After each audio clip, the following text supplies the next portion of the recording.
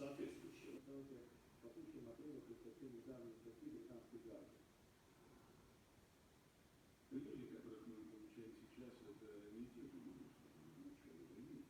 Это солдат, который служит сейчас в 114-й бригаде территориальной обороны Украины.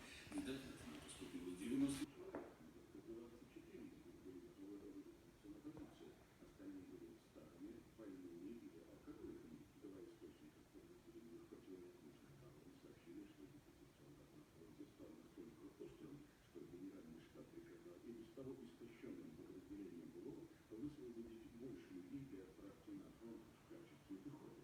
Эти люди знали, как работает